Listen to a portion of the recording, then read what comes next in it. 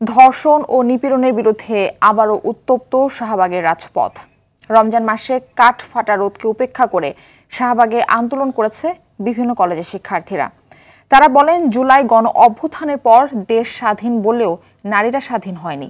এদিকে ঢাকা বিশ্ববিদ্যালয়ের সাদা দলের শিক্ষকরা জানান, আইনশৃঙ্খলা পরিস্থিতি অবনতির কারণে দেশ জুড়ে নারী নিপীড়ন বেড়েছে। আরও জানান বিপুল দেবরায়। দেশব্যাপী অব্যাহত খুন, ধর্ষণ, নিপীড়ন ঠেকাতে ব্যর্থ হয় স্বরাষ্ট্র উপদেষ্টার পদত্যাগ সহ ৯ দাবিতে প্রধান উপদেষ্টার বাসভবনের দিকে শিক্ষার্থীদের গণপদযাত্রা ছত্রভঙ্গ করে দেয় পুলিশ।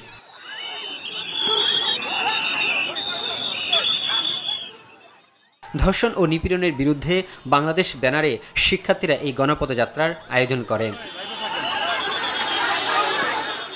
নারী নির্যাতনের প্রতিবাদে ডাকা শিক্ষার্থীদের কর্মসূচিতে পুলিশি বাধার তীব্র নিন্দা জানান আন্দোলনকারীরা। এর আগে সকাল থেকে তুমি কে আমি কে, আছিয়া আছিয়া স্লোগানে মুখর ছিল রাজধানীর শাহবাগ চত্বর। ঢাকার ৩০ কলেজের শিক্ষার্থীরা মুখে ধর্ষণ ও নিপীড়নের বিরুদ্ধে স্লোগান আর হাতে ধর্ষকদের বিচার দাবিতে লেখা প্ল্যাকার্ড নিয়ে জাতীয় জাদুঘরের সামনে অবস্থান নেন।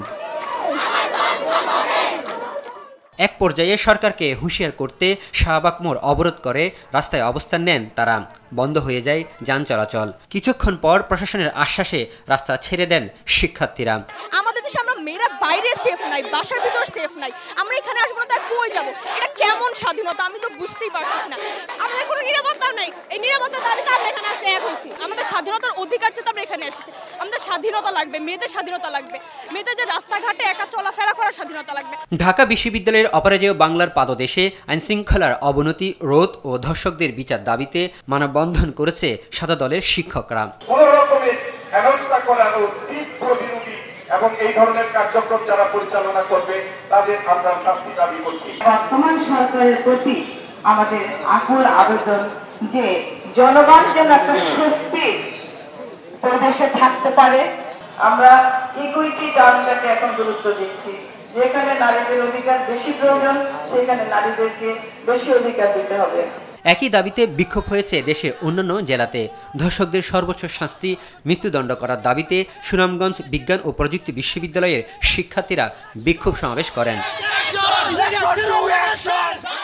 এছাড়া রাজশাহী, পটুয়াখালী, গোপালগঞ্জ, মৌলভীবাজার সহ দেশের বিভিন্ন জেলায় নারী নির্যাতন বিরোধী বিক্ষোভে শিক্ষক, শিক্ষার্থী সহ সাধারণ মানুষ অংশ নেন।